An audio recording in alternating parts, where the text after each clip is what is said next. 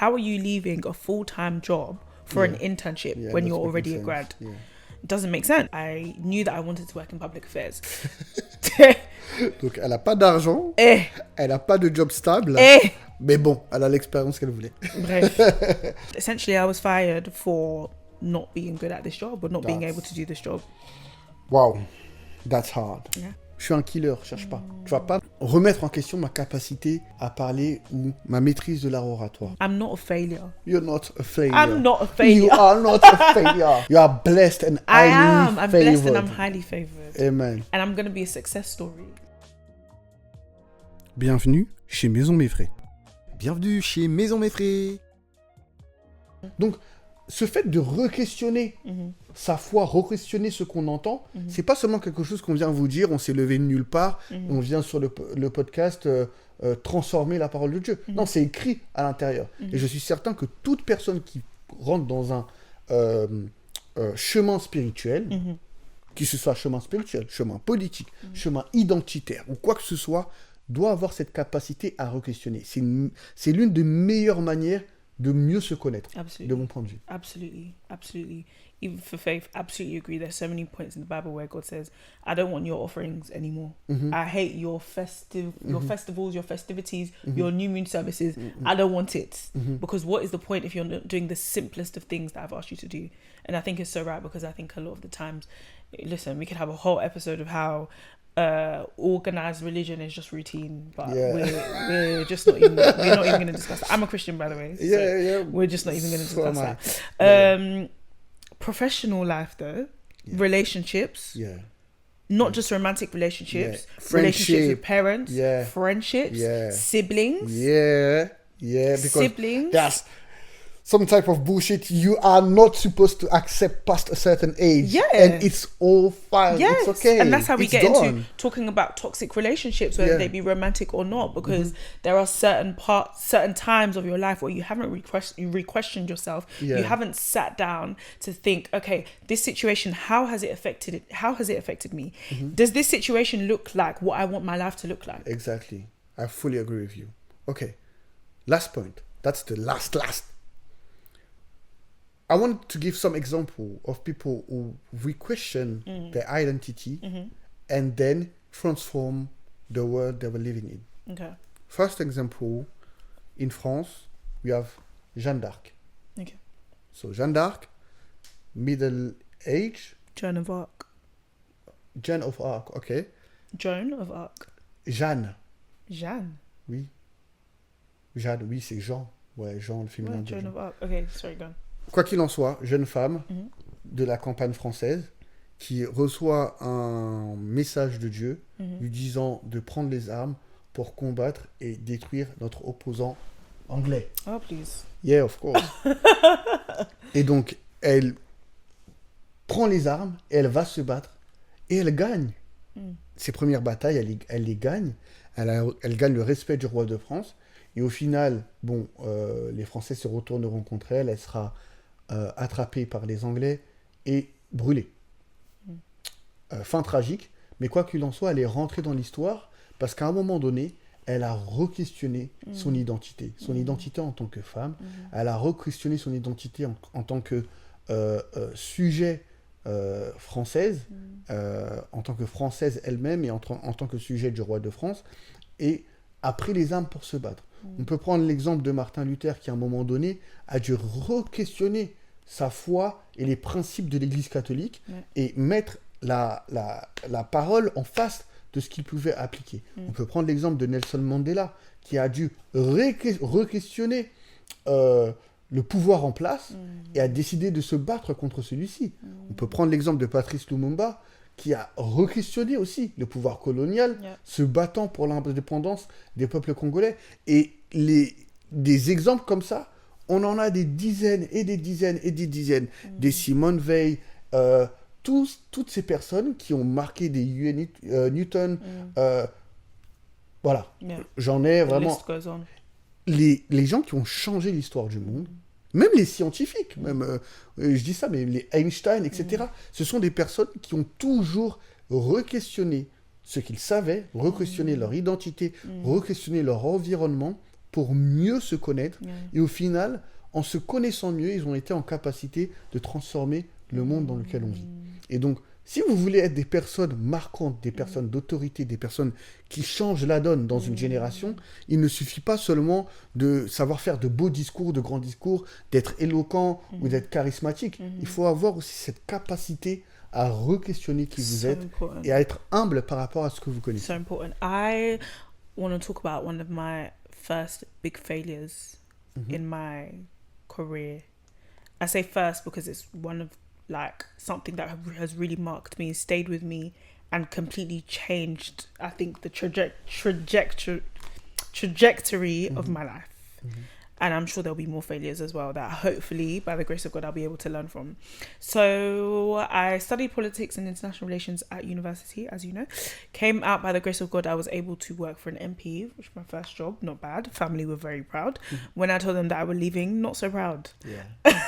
When I told them I was leaving, was they the were hard moment. not so proud. They were like, what? They were pissed. What? You're going to work in Parliament and stuff? How can you do that? Oh my God, do you remember we were meant to have a dinner in Parliament? Oh my yeah, we family. never had. We never had it. Oh, so sorry. Sorry, I owe you guys a dinner in Parliament. Hopefully we'll Please get go there. back. One day. I want you to be an MP. Right, we're not going to discuss that. Okay, no problem. So I leave this job working for an MP. Don't have the dinner with my family in Parliament, and the reason I left it wasn't anything bad. It was actually because I knew that I wanted to work in public affairs, and I had the opportunity to take a public affairs internship. And I think that's the part that a lot of my family didn't understand. They were like, "How are you leaving a full-time job for an internship when you're already a grad?" Yeah. It doesn't make sense. And I was like, "Yeah, I'm taking a step back to propel myself forward." Yeah. Strategic thinking. Clever. Internship was not well paid, by the way. Donc, elle a pas d'argent, elle a pas de job stable, mais bon, elle a l'expérience qu'elle voulait. Bref. So, at the end of the internship, well, the internship starts, I've got maybe like a month till it ends. So I'm like, oh, I should start applying for jobs.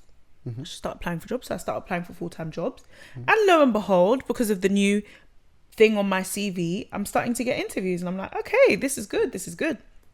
This is great. So I get an interviews super, super well. Super well. That's one thing about me. I've always interviewed really well. I think because I mentioned in a previous episode, I think I had a great mentor that gave me great tips, instilled me with so much confidence. And I'm just interview well. I like to speak to people. I like to get to know people, and it just works well for me in interviews. Get to the job now. Oh, different story. I'm doing the job, and I think I'm doing okay. I didn't have the support that I needed, which is fine. And long story short, I don't pass my probation. Oh. I don't pass my 6-month probation. That's hard. Of a job. Wait. Horrible. I don't pass my probation, and they let me know, and they're like, okay, we're going to keep you on for longer, so you have the time to rectify what's not going wrong, what's not going right, essentially. Yeah. So they keep me on, and I'm like, it's stressing me. Really? It's stressing me so bad because this job is completely different to anything I've done before. It was advertised as an entry-level job, and I wasn't getting the support that I needed in any way, shape, or form. Yeah. And on top of that, I felt like I wasn't on a level playing field because even though I had studied politics and I was someone that was very interested in politics, I wasn't necessarily socialized for politics, which means when I was younger, my parents weren't necessarily having conversations around British politics around the table. The clubs that I were going to were not discussing British politics like for fun. It's not something that I was socialized to do, which I felt like a lot of my colleagues, because they were in a different class to me, were able to do. Yeah. So essentially I felt like there were a lot of barriers against me. Bref, didn't pass the probation. They extended it for a couple of months, didn't pass it, right? And at that point I was just like shattered because they let me go. They let me go, and essentially I was fired for not being good at this job or not being able to do this job. Wow, that's hard. Yeah. That's so It's hard. really, really hard. So identity then. Identity crisis, because at this point my identity is rooted in what I do. That's I'm like, crazy. yeah, I'm a politics grad. I worked for an MP, got a job straight out of uni. I have people on my course Okay, who studied the same degree as me. T'étais la boss quoi. Like, I thought this is Incontesté. it. Ouais, je comprends. This is it. This is it for me. Like, I'm just gonna soar higher and higher. My friends and family are so proud of me, and this is it. Like, this is me. I work in politics. That's who Esther is. She studied politics and now she works in politics. Yeah. And now I wasn't, because I was fired. Awful. And now I'm found myself where I'm looking for a job, but I'm realizing, no, the next step is not look for a job. The next step is sit down and figure out, what do I actually want to do and who do I want to be? And the fact that I can't even let this failure, this situation make me feel like that's who I am, because I'm not a failure. Yeah. I'm not a failure. I'm not someone who isn't good at things. And even though that was that experience, which, by the way, it wasn't necessarily me not being good at things. To be honest, it probably was. There's some things that I just genuinely wasn't good at. But it also was me not getting the support that I needed, me not getting the training that I needed, me not getting the time from senior colleagues that I needed, that I should have been afforded. Of course. You know, and I had to sit down and analyze the situation and understand all of these things and understand that my identity is not a failure. Yeah. I'm not a failure. You're not a failure. I'm not a failure. You are not a failure. But I had to sit down. You are blessed and I highly am. I'm favored. blessed and I'm highly favored. Amen. And I'm going to be a success story. Amen. And I had to sit down and think, who am I? What do I want to do? Yeah. You know? And that experience has taught me so much, because where I am now, there's so much bullshit that I don't accept at work. Like in the nicest way, in the most respectful way possible. There's so much that I don't accept from work. In fact, even before entering a workplace, when I'm interviewing and stuff, there's so many questions I ask because I know to advocate for myself. Really? And that's who I am. I'm someone who And you're advocates. right. You're perfectly right to do so. I'm someone who advocates for myself. That's part of my identity, not necessarily what I do. Yeah. You know? I get you. Well, if I had to speak about experience, I would say that le moment où je suis parti en Côte d'Ivoire, ça a été vraiment ce moment-là, de redéfinition de mon identité. Je pense que tout le monde sait maintenant que je viens d'une famille nombreuse. On est beaucoup de garçons et beaucoup de cousins. On a le nom, le Maison Meffrey là, le nom il est un peu partout dans notre environnement, dans notre manière de socialiser. Mais quand je suis arrivé en Côte d'Ivoire, ben on me connaissait pas. On connaissait pas mon nom, on connaissait pas ma famille. J'avais un champ libre pour définir qui j'étais. Et ça a créé une petite crise identitaire, parce que quand on me demandait qui j'étais, quelles étaient mes valeurs, j'avais l'habitude de me définir par mon père, ma mère, mes frères, etc. Et là, il fallait que je me définisse par moi-même. Et donc, je me suis vraiment redécouvert. J'ai vraiment compris que certaines choses que je faisais et pour lesquelles je me disais « cela ne vient pas de moi », j'ai fini par comprendre « ah non, ça fait partie de moi ». Ma relation avec Dieu est personnelle. Mon sens de la rigueur et de l'abnégation est personnel. J'ai réussi vraiment à reprendre mon nom. Pour vous dire, mon nom complet, c'est Jean-Michel. Et il a fallu que j'aille rechercher les définitions de ces prénoms-là, les définitions de mon nom de famille, pour vraiment me réapproprier qui j'étais et pouvoir en être totalement fier. Ça a vraiment été un moment de re-questionnement de mon identité profonde, et ça m'a permis, en rentrant, de pouvoir encore mieux me démarquer, mieux tirer mon épingle du jeu, parce que je savais en quoi j'étais bon et pourquoi j'étais bon. Et je l'ai surtout vu dans les entretiens professionnels que j'ai passés après, que ce soit pour des écoles ou pour des jobs. J'avais plus besoin de cacher une partie de moi et en montrer une autre. Non. Michael, c'est ça. Si on parle d'éloquence, de parole, de discussion, je suis un killer, cherche pas. Tu vas pas me remettre en question ma capacité à parler ou ma maîtrise de l'art oratoire. Je sais faire, j'ai gagné, j'ai eu des accomplissements, ça c'est moi. Leadership, je sais faire. Depuis mes 18 ans et même avant, j'ai été mis à des postes de responsabilité, il fallait que je gère des dizaines de personnes, je sais faire. L'analyse, la recherche, j'adore, c'est naturel en moi. Je vais chercher, je vais aller dans des livres, je vais vouloir régler des situations, etc. Je sais faire. Après, il y a peut-être des choses que je ne sais pas faire. Il n'y a pas de souci, je veux bien apprendre. Je veux bien apprendre des nouvelles skills. Je ne sais pas être un grand créatif, etc., etc. Ok, on y va, on apprend. Mais ce que je sais, je le sais. Et ça fait partie de mon identité. J'en suis fier, je bombe le torse. Fini. Et ça aide, c'est bon. C'est très bien de vivre comme ça. Donc ça, c'est vraiment l'expérience qui a été C'est le main event. C'est l'élément principal de ma vie. Le canon event. Voilà. Il y a beaucoup de gens qui vont dire leur moment, c'est le Covid dans notre génération. yeah. Et moi, bon, la Côte d'Ivoire, c'est arrivé pendant le Covid. Mais à chaque fois, je veux dire, ça fait tant d'années que j'étais en Côte d'Ivoire. Quand j'étais en Côte d'Ivoire, j'étais en relation depuis tant d'années, etc. Ouais, parce que c'est vraiment l'élément central pour moi de ma vingtaine qui m'a permis, excusez-moi, de diriger après les différentes directions que j'ai prises avec ma vie. Ok, dilemma. Ok, on y... Oh. Ok, là c'est le moment des dilemmes des auditeurs. Donc on a demandé aux éditeurs de nous envoyer leurs dilemmes. D'ailleurs, vous pouvez le faire sur l'adresse mail maisonmesfrais@gmail.com. Envoyez vos dilemmes et on y répondra. En général, on mettra les thèmes un peu en avant sur Instagram. Et vous pouvez nous dire, sinon vous allez sur notre Instagram, Maison Mes Frais, et toute autre plateforme, YouTube, etc. Voilà. Donc, premier dilemme. Je viens d'une famille très croyante, mais en ce moment, je me pose beaucoup de questions sur ma foi. Si je dis ce que je pense vraiment, j'ai peur de décevoir mes parents. Dois-je rester fidèle à ce qu'on m'a transmis ou chercher ma propre voie spirituelle, quitte à créer un conflit? Oh, I think you should go first.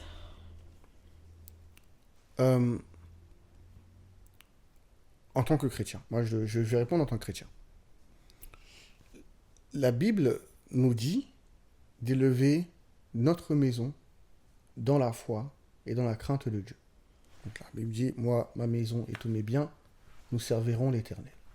Et elle dit que le fait qu'un chrétien soit dans une maison, ça sanctifie la maison entière. Donc les parents, en tant que parents, ont le devoir, en tant que chrétiens, d'éduquer leurs enfants dans la foi chrétienne. Toutefois, ce n'est pas les parents qui sauvent les enfants. C'est la foi dans le Christ qui sauve les enfants. Je ne sais pas pour les musulmans, je ne sais pas pour les bouddhistes ou autres, ni pour les juifs. Et d'ailleurs, les juifs, je crois que eux, t'es juif. Tu peux pas ne plus être juif. Si tu es juif, tu es juif. Tu ne peux pas ne plus être juif. Mais quoi qu'il en soit, c'est ta foi qui te sauve. Donc, ta foi en Jésus. Donc, c'est Jésus qui te sauve et c'est ta foi en Jésus qui te permet d'avoir le salut. Donc, ma réponse, c'est prends ta propre voie. Prends ta propre voie spirituelle. Ce ne sont pas tes parents qui vont te sauver. Et quand je dis ça, je dis parce que je sais que si cette personne-là est née pour être sauvée par le Christ, elle est prédestinée à ça. Ça va arriver, elle va comprendre par ses propres moyens pourquoi Dieu l'a fait naître dans une famille chrétienne. Je le dis par expérience. Il y a un moment de ma vie où j'ai re-questionné ma foi en Christ et c'est ce re-questionnement-là qui m'a permis de séparer mes parents, mes pasteurs, mes chargés, qui que ce soit, de mon amour pour le Christ. C'est le seul intermédiaire, le seul médiateur entre nous et le Père, le Christ lui-même. Donc, ma réponse à cette question, c'est vas-y à 100%. Crée le conflit. C'est pas grave. Vas-y, crée le conflit. Fais ton propre cheminement. Si réellement tu as compris le message de la parole de Dieu, tu sauras exactement pourquoi tes parents t'ont élevé de cette manière et tu seras en capacité de voir aussi là où ils ont eu tort, là où ils ont eu des défauts, et ce n'est pas grave, c'est ok, les parents sont humains, mais au moins ton discours et ta foi sera ancré dans quelque chose de réel, dans une réelle relation que le Christ aura construite avec toi. Voilà ma réponse. Yeah. My opinion. One of my big brothers says in his preachings that God doesn't have any grandchildren. c'est vrai. Because a lot of parents think that they are the direct link between their child and God. And a lot of children are trained into believing that. God doesn't have any grandchildren. We are all God's children. Therefore, having your own relationship with Christ, God, is extremely important because you cannot go through your parents to obtain salvation, as you just said. I think also my small understanding of the Bible makes me to understand that children are told to obey their parents, and at some point that transitions, gosh, I can't speak today, transition into honouring your parents. And I can see a distinct difference between the use of the word children and later just a general piece of advice to honour their parents, meaning it's not specified to age.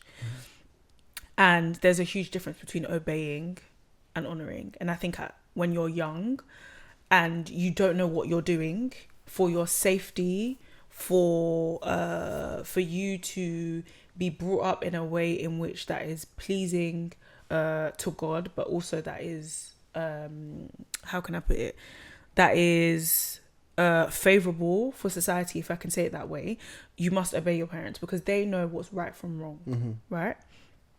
As you get older, you need to seek that for yourself. And if you don't seek that for yourself, what you're going to continue to do is, one, attach your parents to your God, to your salvation, and not be able to see that relationship outside of them. But also the second thing, which I find really scary, is in religion, or in Christianity, should I say, we see God as a father. And if you see God as your father, that can be extremely problematic. So I would say absolutely, there is no issue. Tu dois voir Dieu comme Not ton seeing père. God as your father, I'm sorry. Mais il ne faut pas que ton père Is your God, biologique exactly. soit... Sorry, let me be extremely Ouais, clear. You ton- want to see ton God Dieu. as your father. I would hope you see God as your father. But if you put the image of your father as in your actual biological father or your father figures or whatever, no matter how perfect you think they are, on your God, that is problematic because it limits your God. En fait, voilà, c'est un processus évolutif. Exactly. On comprend que Dieu donne une autorité aux parents Voilà. sur l'enfant quand ils sont enfants. Ils sont enfants parce qu'ils sont la première image que ces enfants vont avoir de Dieu. Exactly. La première personnification qu'ils vont avoir de Dieu, de par Exactly. leur autorité sur eux, leur pouvoir de vie ou de mort. Hein. Un nourrisson, tu le nourris pas, il meurt. Voilà. Donc, de la même manière qu'il dit, de la plus forte raison que, méchant comme vous êtes, vous nourrissez vos enfants, pourquoi moi, qui nourris les oiseaux qui ne sèment ni ne moissonnent, je vous nourrirai pas ou je ne vous donnerai pas ce que vous voulez lorsque vous me le demandez. Exactly. Donc, ces allusions entre la relation père-fils et la relation créateur-création que nous sommes est importante. Mais à un certain moment, il est important de comprendre pourquoi cette chose est et de développer une relation directe entre l'homme et son Dieu. Voilà. Mais voilà, pour répondre à la question une bonne fois pour toutes, je pense on y a bien répondu. Il faut y aller. Yeah. Il faut créer son propre... Stay respectful to your parents. Don't Bien come sûr. out of the values that they've taught you, but Bien go sûr. and search, go and Bien sûr. ask yourself questions. Deuxième dilemme. Je me définissais beaucoup par mon couple, mais après une rupture, je me sens complètement perdu. Est-ce que je dois redéfinir qui je suis en dehors d'une relation, ou est-ce normal d'attendre de retrouver quelqu'un pour me sentir complète, pour garder l'anonymat? This is such an interesting one to me because I think because of the language that's being used, I think it's so bold to be able to say it. In fact, I think that's the biggest sign of introspection, to be able to come out and say I defined myself by my relationship. I don't think there's many people that would say that. Non, mais là, elle le dit dans Oui, bien sûr. l'anonymat. But I Donc, think already the first step is there. You've understood that you were defining yourself by your relationship. je connais beaucoup de gens comme ça. Hein. That would admit it. Ils l'admettent pas. Ben, quand la relation est finie, elles finissent par l'admettre, oui. Mais il y a beaucoup de gens, je suis la femme d'eux. Which is not je necessarily. regardais ma I don't think bague. it's necessarily a bad Non. thing. Oui, mais c'est en fait la seule chose chose intéressante qu'on trouve à That's la a bad personne, thing. c'est que, mais c'est ce que la personne met en avant. Et Voilà. excusez-moi, là je parle beaucoup au féminin, mais ça peut être au masculin aussi. Hein. Bien sûr. Mais il y a beaucoup de gens qui se définissent par leur relation. Bien sûr. I think we need to be careful because I think when it comes to a partner, especially a lifelong partner, a spouse, etc., that person pours a lot into your identity. That person will help you shape your identity. So I think we need to be careful. Now, if that person is the sole marker and identification of who you are, that is a huge problem. Surely you should be somebody else outside of that person. Surely. Yeah, no, I agree. Right? I agree. Donc pour moi, la réponse c'est, je pense qu'il y a quelque chose de malsain qui a été créé déjà dans l'ancienne relation. Le fait que la personne ne s'identifie que par sa relation, ce n'est pas bon. C'est que les fondations de la relation ne sont pas bonnes parce que ce n'est pas un échange mutuel, mais un échange unilatéral de d'un partenaire qui Mhm. vient déverser son identité Mhm. dans l'autre partenaire. Mhm. Donc avant que cette personne ne se remette en couple, mon conseil serait connais-toi toi-même. Comme Absolutely. Socrate. Prends un temps pour Ouais. te connaître tes valeurs, connaître tes limites, Absolutely. connaître ce que tu peux donner, ce que tu veux recevoir, Mhm. ce que tu n'es pas prêt à concéder, Mhm. ce qui va te permettre d'entrer dans une relation avec beaucoup plus de maturité Ouais. et pouvoir, du coup, faire en sorte que la relation ne se finisse pas. Ouais. Mais oui, And I il faut think se définir also seul. think about what a relationship means to you, because I think Ouais, that's the issue ouais. that we're having. A lot of people feel like a relationship is the be all and end all of everything and of life. Yeah. And once that relationship no longer exists, so do you. You cease to exist. Yeah. And also doing any and everything to get yourself into a relationship. Yeah, no, but I've seen that a lot. Even if the older generation, we have so many parents that they define themselves only by I am Madame Tan or I am Monsieur Tan or I'm married into that family or I'm a married man, you don't speak to me like that. Okay. Ah oui. Bref. Bref, Passons- yeah. I think we could actually do a whole episode about that. Ouais. Non mais Yeah. voilà. Yeah. Please find other markers of your identity. You are someone. You are your own person. You're a whole person. Yeah. Outside of whoever that person was. Mhm. You need to figure that out. Prochain dilemme. And last one. And last one. J'ai grandi dans un quartier populaire, mais aujourd'hui mes études et mon travail m'emmènent dans des milieux plus privilégiés. J'ai l'impression de trahir mes origines. Est-ce que je dois rester fidèle à mon milieu d'origine ou accepter que mon identité évolue avec mon parcours? You go first. Non, See? non. No, You go no, first. because this one, it's going to bring me problems. So go first. What's fidelity? Loyalty? What does that mean? What does that entail? Je sais pas. I think certain demographics have this weird idea, this weird notion that I don't necessarily understand, that doing anything outside of that area, doing anything that is not necessarily in their eyes representative of what is usually a limited view of that demographic anyways, means you are a sellout or means you are not loyal to where you've come from. I don't understand that at all. Like, it doesn't really make any sense. I think where you come from is where you come from. It's a huge part of your identity. I don't think it's something you should hide. I don't think it's something you should be ashamed of. I don't think it's something you should run away from, because it makes part of who you are.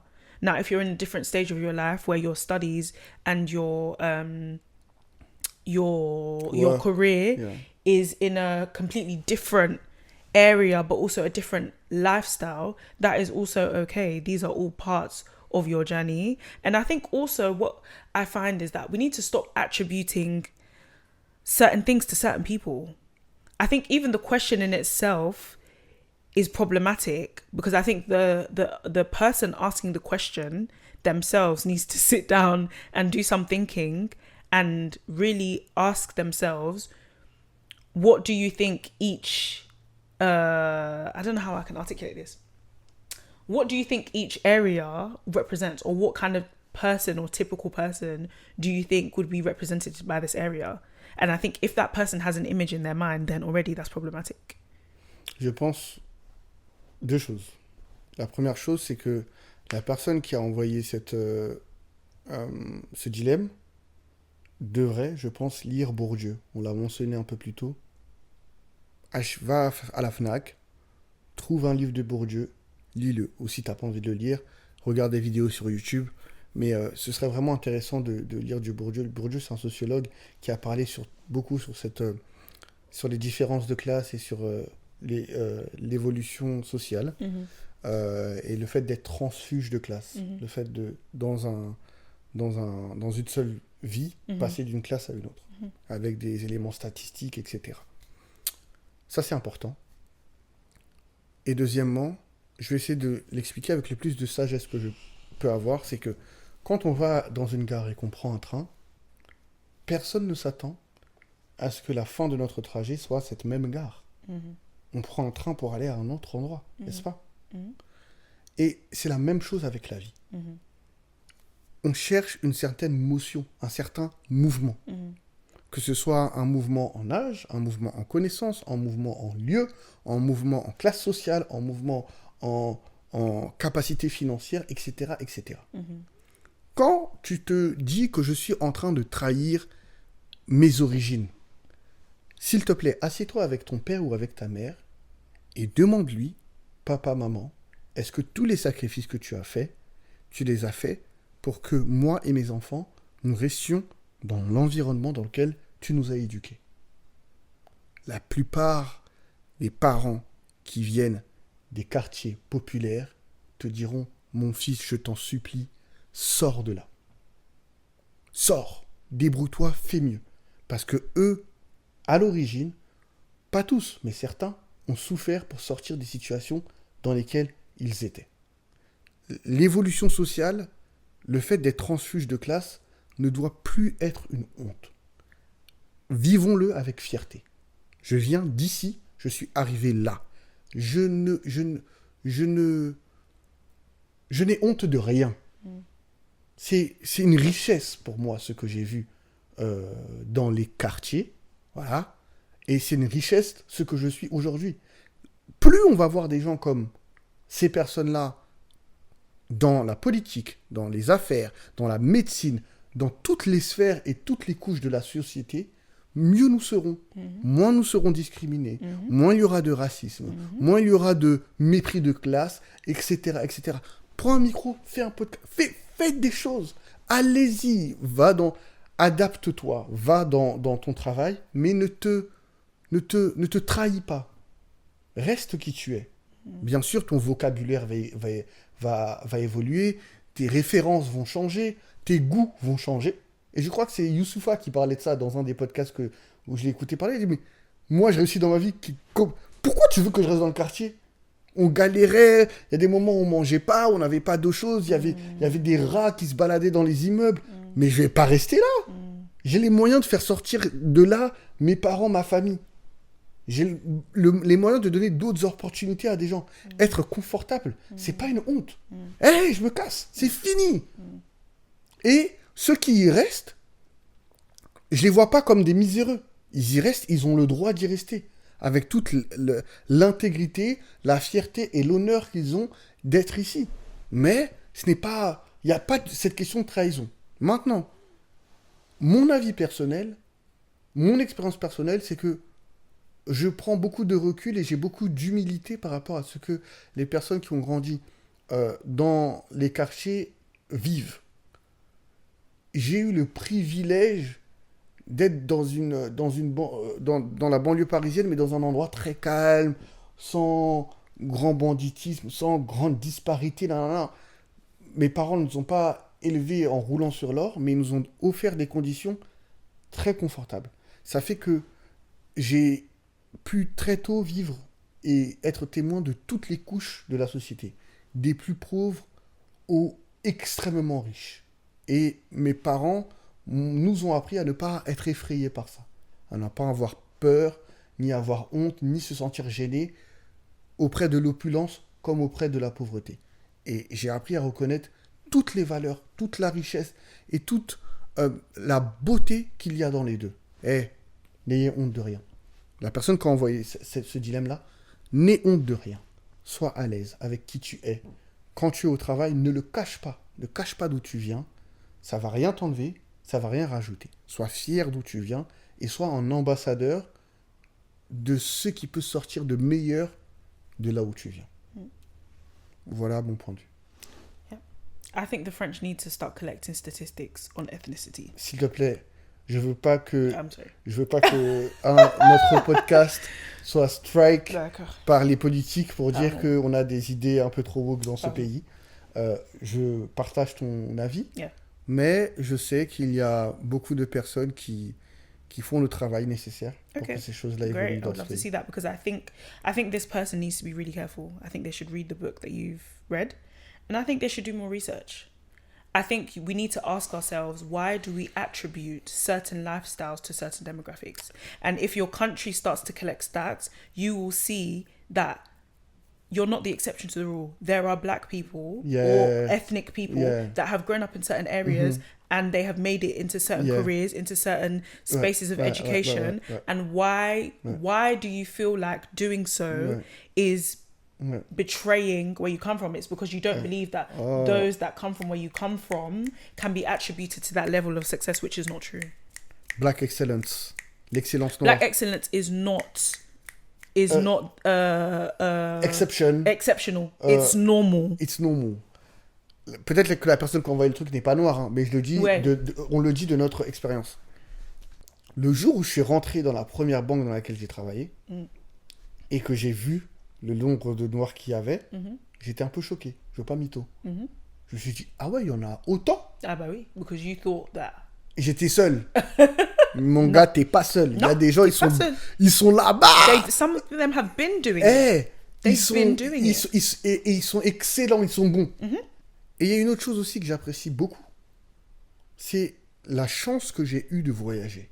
Quand j'ai mis mes pieds pour la première fois dans un pays anglophone, j'ai changé la carte mère de mon esprit. I know, that's right. J'en parle toujours. La fois où je suis passé dans la city en fin de journée et que j'ai vu un noir loxé et je pensais que c'était le vigile. Et après, j'ai vu comment des blancs venaient le voir et tout pour lui faire signer des papiers et tout. J'ai compris que, le gars là, c'est un boss. Et je me suis dit, un boss loxé en costume dans leur pays peut être un boss. J'ai commencé à changer je dis moi-même, j'ai intériorisé des préconçus racistes. Il faut que je m'en débarrasse. We need to deconstruct. Des préconçus classistes, je ne sais pas si c'est le bon mot, Ouais. il faut que je m'en débarrasse. Yeah. Il faut vraiment que je comprenne que les freins qui m'éloignent de la réussite, le monde me les a imposés. Exactly. Je dois me les retirer. Exactly. Ça va être difficile parce que c'est vrai que statistiquement, changer de classe d'une génération à une autre, Pas facile. c'est pas facile du tout. Mais ce n'est pas impossible. Impossible. Ce n'est pas impossible. Et c'est pas une fin en soi. Tout le monde n'est pas obligé. Il y en a, ils ont pas nécessairement le besoin. Personne n'a envie d'être pauvre. Mais tout le monde n'a pas non plus envie de à bouffer du caviar. Voilà. Vivez votre vie comme vous souhaitez la mener. Battez-vous pour ce que vous voulez, pour les combats que vous voulez mener. Quoi qu'il en soit, n'ayez pas honte. Vous ne trahissez personne. Vous ne faites rien de mauvais. Soyez complet dans votre identité. Ben écoute, c'est un très bon moment qu'on a passé ensemble. Yeah. Merci Esther. Merci, Miguel. I hope this episode has been enjoyable or useful, helpful. Yeah. If you agree with us, let us know in the comments. Very important. If you have any questions, if you feel like there's anything that we didn't go into enough depth on, let us know. Have a conversation with us. And Bien we sûr. want to know your opinion as well.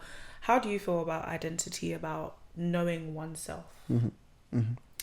Don't forget to like, share, comment, subscribe, share with a friend, tell a friend to tell a friend. Et voilà, le modèle, il est bilingue. Je sais que c'est pas confortable pour tout le monde.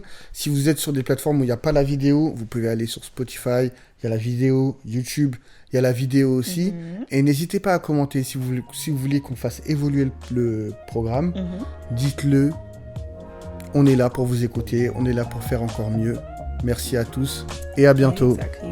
Bisous. Bisous.